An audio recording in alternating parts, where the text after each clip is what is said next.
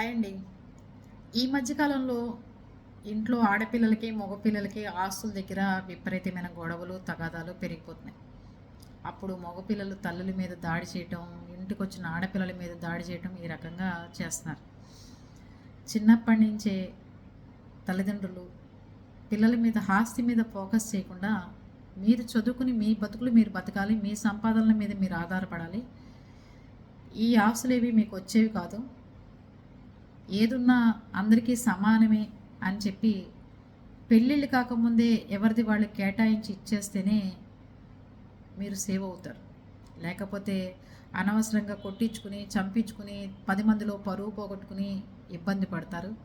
నా తదనంతరమే ఆస్తి అని పూర్వం రోజుల్లో అందరూ పెట్టారు.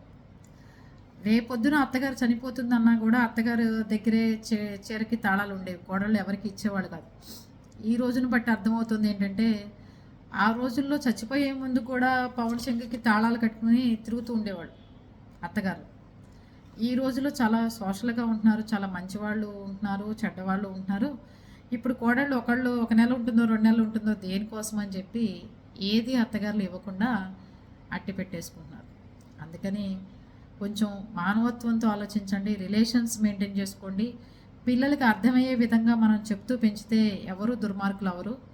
ఒక్కసారిగా వాళ్ళు ఇది చెల్లెలది, ఇది అక్కది, నువ్వెవడు అని చెప్పి మీరు పోట్లాడటం, కోడలి మీద కోపంతో మీరు పోట్లాడటం స్టార్ట్ చేస్తే విరోధం మీరే అవుతారు. చిన్నప్పటి నుంచి వాడి బ్రెయిన్ వాష్ చేయండి. అక్కల్ని ఇలా చూసుకుంటేనే, చెల్లెల్ని ఇలా చూసుకుంటేనే, వాళ్ళు పుట్టింటికి వచ్చినప్పుడు మేము చనిపోయిన తర్వాత ఏ ఆశ ఉండదు కాబట్టి మేము వాళ్ళకి పసుపు కుంకాల కింద ఇంత భూమి ఇస్తున్నాము, వాళ్ళ కోసం ఇంత చేస్తున్నాము అని చెప్తే వాళ్ళకి అర్థమవుతుంది. ఓకేనా?